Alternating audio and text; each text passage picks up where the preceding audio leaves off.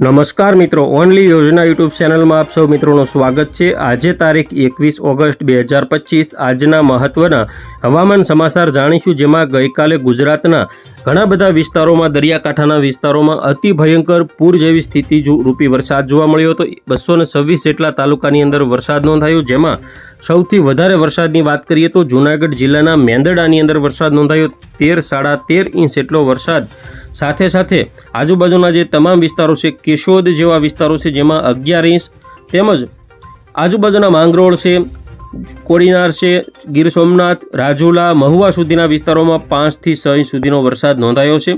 આ રીતે આજે પણ હજુ કેટલાક વિસ્તારોમાં ભારે પવન સાથે પણ વરસાદ પડવાની સંભાવના છે।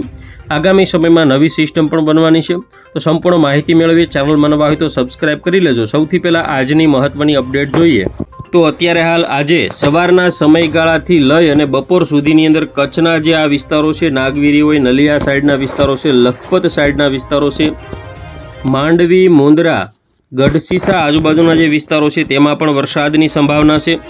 સૌરાષ્ટ્રના જે વિસ્તારો છે તેની વાત કરીએ તો દ્વારકા હોય, ઓખા હોય, ખંભાળિયા, ભાટિયા, લાલપુર, કાલાવડ, જામનગર સાઈડના જે વિસ્તારો છે, તેમજ ભાણવડ આજુબાજુના વિસ્તારો, પોરબંદર, કુતિયાણા, ઉપલેટા, જેતપુર, ગોંડલ, બાબરા, અમરેલી, જસદણ, બગસરા, જૂનાગઢ સાઈડના વિસ્તારો, તેમજ કેશોદ, માંગરોળ, વેરાવળ, તુલસીશામ, વિસાવદર, ધારી, સાવરકુંડલા, રાજુલા અને મહુવા, પાલીતાણા, તળાજા આ બધા વિસ્તારોમાં પણ વરસાદની સંભાવના રહેલી છે। કેટલાક વિસ્તારોમાં ભારે વરસાદ ગઈકાલે જોવા મળ્યો હતો, તે રીતે પણ જોવા મળી શકે। ભરૂચ, શિનોર, ડેડિયાપાડા, ઉમરપાડા, વંકલ, કોસંબા, તેમજ સુરત આજુબાજુના જે વિસ્તારો છે, સુરત, બારડોલી, નવસારી, તાપી, નવાપુર, તેમજ બિલીમોરા, વાંસદા, ડાંગ, ભવનાથ, અંબોશી, સાપુતારા, સતાણા, વાની, ખાડોલી, કપરાડા આ બધા વિસ્તારો, દમણ, દાદરા, નગર હવેલી સહિતના જે દક્ષિણ ગુજરાતના વિસ્તારો છે જેમાં વરસાદની સંભાવના છે। ઉત્તર ગુજરાતની વાત કરીએ, થરાદ, આબુ રોડ, પાલનપુર, મહેસાણા, હિંમતનગર, ખેડબ્રહ્મા, ડુંગરપુર, બાંસવાડા, રતલામ આજુબાજુના જે વિસ્તારો છે, લુણાવાડા હોય, દાહોદ હોય, ગોધરા હોય, આ જે બધા વિસ્તારો છે તેમાં વરસાદની સંભાવના છે। બંગાળની ખાડીમાંથી મજબૂતમાં મજબૂત સિસ્ટમો આ વર્ષે બની રહી છે, જે ગુજરાત તરફ આવી રહી છે। હવે આપણે જોઈએ આજે બપોર પછી 3 થી 4-5 વાગ્યાના સમયગાળા દરમિયાન કચ્છની અંદર લખપત, ખાવડા, નલિયા, ભુજ, માંડવી, ગાંધીધામ, રાપર, ભચાઉ આ તમામ વિસ્તારોમાં વરસાદની સંભાવના છે।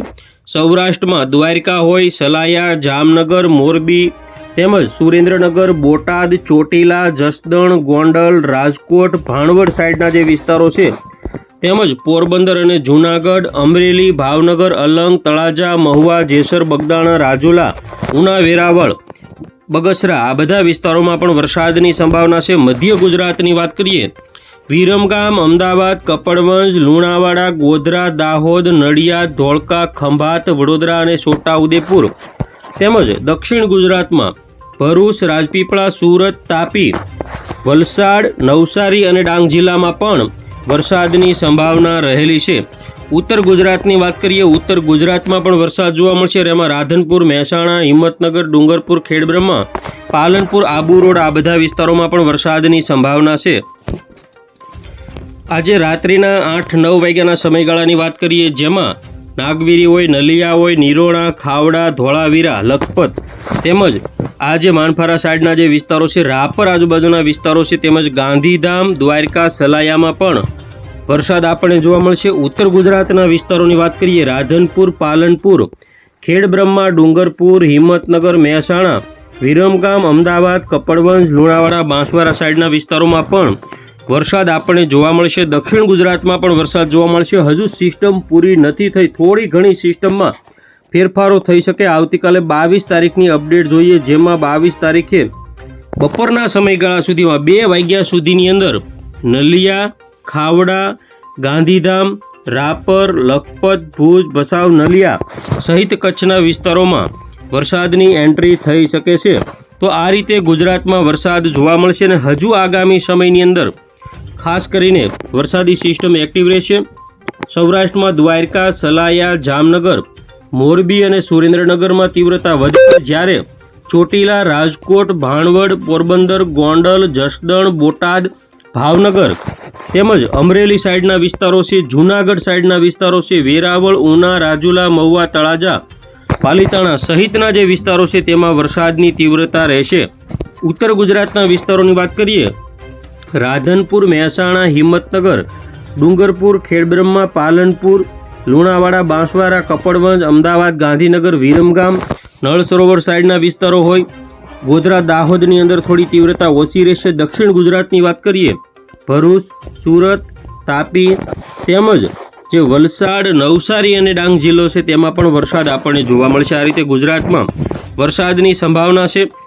આગામી સમયમાં 22 તારીખે બપોર પછી પણ ઉત્તર ગુજરાતમાં વરસાદી સિસ્ટમ એક્ટિવ રહેશે. 23 તારીખની વાત કરીએ, 23 તારીખે પણ વરસાદની જે શક્યતાઓ છે સૌરાષ્ટ્ર કચ્છમાં થોડી ઓછી રહેશે. મધ્ય ગુજરાતમાં તેમજ દક્ષિણ ગુજરાતમાં વધારે આપણને જોવા મળશે, જેમાં સુરેન્દ્રનગરથી વિરમગામ, અમદાવાદ, કપડવંજ, લુણાવાડા, ગોધરા, દાહોદ, વડોદરા, છોટાઉદેપુર, નડિયાદ, ધોળકા, ખંભાતમાં વધારે તીવ્રતા રહેશે. દક્ષિણ ગુજરાતમાં ભરૂચ, નર્મદા, સુરત, તાપી તેમજ વલસાડ, નવસારી અને ડાંગ જિલ્લામાં તમામ વિસ્તારોમાંથી ઘણા બધા વિસ્તારોમાં વરસાદી માહોલ આપણને જોવા મળશે. 23 તારીખે બપોર પછી પણ વરસાદી સિસ્ટમ એક્ટિવ રહેશે. 24 તારીખે વહેલી સવારે 5 વાગ્યાના સમયગાળામાં કચ્છના દરિયાકાંઠાના વિસ્તારો નલિયા, ગાંધીધામ, સૌરાષ્ટ્રમાં દ્વારકા, જામનગર, પોરબંદર, જૂનાગઢ, ગીર સોમનાથ, અમરેલી, ભાવનગર, સુરત, વલસાડ, નવસારી, ડાંગ, તાપીમાં વરસાદની શરૂઆત થઈ છે, જેમાં 7-8 વાગ્યા સુધીમાં પોરબંદર, દ્વારકા સાઈડના જે વિસ્તારો છે, જામનગર આજુબાજુના વિસ્તારો છે, ભાણવડ, જૂનાગઢ, અમરેલી પંથક, ગીર સોમનાથ પંથક તેમજ કેટલાક બોટાદના વિસ્તારો અને ઉત્તર ગુજરાતના જે વિસ્તારો છે તેમાં પણ વરસાદ આપણને જોવા મળશે. બપોર પછીના સમયગાળામાં મોરબી, સુરેન્દ્રનગર, રાજકોટ, જૂનાગઢ, પોરબંદર, ગીર સોમનાથ, કચ્છ તેમજ અમદાવાદ, ગાંધીનગર, સાબરકાંઠા, બનાસકાંઠા, પાટણ, મહેસાણા સહિતના જે વિસ્તારો છે જેમાં સિસ્ટમની અસર આપણને જોવા મળશે. આ રીતે 25 તારીખમાં પણ વરસાદની થોડી ઘણી શક્યતાઓ છે. 26-27 તારીખમાં ફરી વખત બંગાળની ખાડીમાંથી સિસ્ટમ ગુજરાત તરફ આવશે અને 28 તારીખની અંદર સમગ્ર ગુજરાતના જે વિસ્તારો છે જેમાં હળવો મધ્યમ વરસાદ, તો કચ્છ, ઉત્તર ગુજરાતમાં ભારે વરસાદ રહેશે. કચ્છની અંદર સૌથી વધારે વરસાદની શક્યતા છે. 30 તારીખે ખાસ કરીને દ્વારકાની અંદર ફરી વખત દ્વારકા, ઓખા, સલાયા, જામનગર, ભાણવડ, પોરબંદર, જૂનાગઢ, ગીર સોમનાથ સુધી ભારેથી અતિ ભારે વરસાદ પડવાના સંકેતો દેખાઈ રહ્યા છે. તો આવી રીતે ગુજરાતમાં સિસ્ટમ ઉપર સિસ્ટમ ગુજરાત તરફ આવે, બંગાળની ખાડીમાંથી સિસ્ટમો બને તો ગુજરાતમાં ભારે વરસાદનો રાઉન્ડ આગામી 10 સપ્ટેમ્બર સુધી રહેશે. કારણ કે 4-5 સપ્ટેમ્બરની અંદર ફરી વખત ઉત્તર ગુજરાતના વિસ્તારો હોય, કચ્છના વિસ્તારો હોય, દક્ષિણ ગુજરાત, સૌરાષ્ટ્ર સહિતના વિસ્તારોમાં હળવાથી મધ્યમ વરસાદ પડવાની સંભાવના ગણી શકાય. તો ખેડૂત મિત્રો, હવે આપણે જોઈએ પવનની ઝડપ કેવી રહેશે.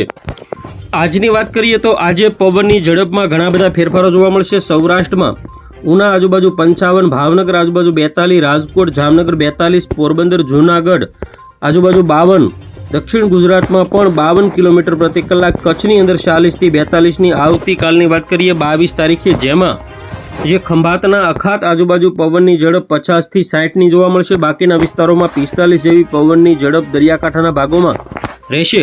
તો આ રીતે હજુ 3થી 4 દિવસ ભારે પવન સાથે વરસાદની સંભાવના છે. 24 તારીખે સુરત, તાપી, વલસાડ, નવસારી, ડાંગ કે જેમાં 60થી 65ની પવનની ઝડપ થઈ શકે. આ રીતે ગુજરાતમાં આગામી સમયમાં હજુ ભારે પવન સાથે વરસાદની સંભાવના છે.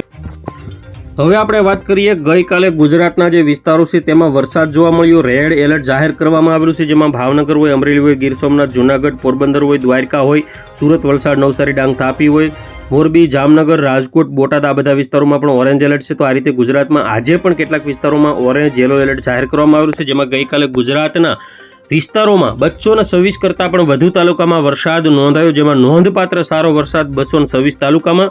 કેટલાક ગ્રામ્ય વિસ્તારો એવા છે જેમાં તાલુકા મથકે વરસાદ ન હોય, ગ્રામ્ય વિસ્તારમાં 1-2 ઇંચ વરસાદ હોય તેવા તાલુકાનો સમાવેશ ન થયો હોય. તો કહી શકાય કે એકંદરે ઘણા બધા વિસ્તારોમાં સારો વરસાદ થયો.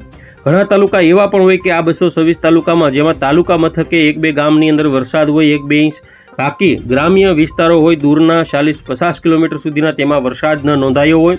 તો હજુ 30-40% કરતાં વધુ વિસ્તારો એવા છે જેમાં વરસાદની ઘટ છે, તો આગામી સમયમાં આ ઘટ પૂરી થશે ચોક્કસપણે. 20 તાલુકાની અંદર 5 ઇંચથી વધુ વરસાદ, જળબંબાકારની સ્થિતિ, કેટલાક ગામો સંપર્ક વિહોણા બન્યાની સ્થિતિ. 100 તાલુકાની અંદર 1 ઇંચથી વધુ વરસાદ એટલે કે સારો વરસાદ 100 તાલુકાની અંદર નોંધાયો ગણી શકાય. જૂનાગઢ જિલ્લાના મેંદરડા તાલુકાની અંદર 13.31 ઇંચ સૌથી વધુ વરસાદ. કેશોદ તાલુકો જે જૂનાગઢમાં આવેલો છે તેમાં 11.22 ઇંચ, તે પણ સૌથી વધુ વરસાદ ગણી શકાય. બાકી પોરબંદર, કુતિયાણા, માંગરોળ આ બધા જે વિસ્તારો છે જૂનાગઢ સાઈડના વિસ્તારો, જેમાં એકંદરે 5 ઇંચથી વધુ વરસાદ નોંધાયો. ભાવનગર જિલ્લાના મહુવા તાલુકામાં પણ 5 ઇંચ કરતાં વધુ વરસાદ ગઈકાલે નોંધાયો છે, સૌથી વધુ વરસાદ ગણી શકાય. કારણ કે નદીઓ બે કાંઠે, ગામો સંપર્ક વિહોણા અને પૂરની સ્થિતિ જોવા મળી હતી આ દરિયાકાંઠાના તમામ વિસ્તારોમાં. તો આ રીતે વરસાદની સ્થિતિ યથાવત છે. હજુ પણ આગામી સમયમાં વરસાદના વિસ્તારોમાં ફેરફાર થશે, પરંતુ વરસાદ પડવાની જે શક્યતાઓ છે તે નકારી શકાતી નથી. હજુ 27-28 વાળી સિસ્ટમ પણ ગુજરાતની અંદર, ઉત્તર ગુજરાત, કચ્છની અંદર આ રીતે અને દક્ષિણ પશ્ચિમ સૌરાષ્ટ્રના વિસ્તારો સુધી પણ આ સિસ્ટમ પહોંચી શકે છે. તો ખેડૂત મિત્રો, આ હતા આજના મહત્વના હવામાન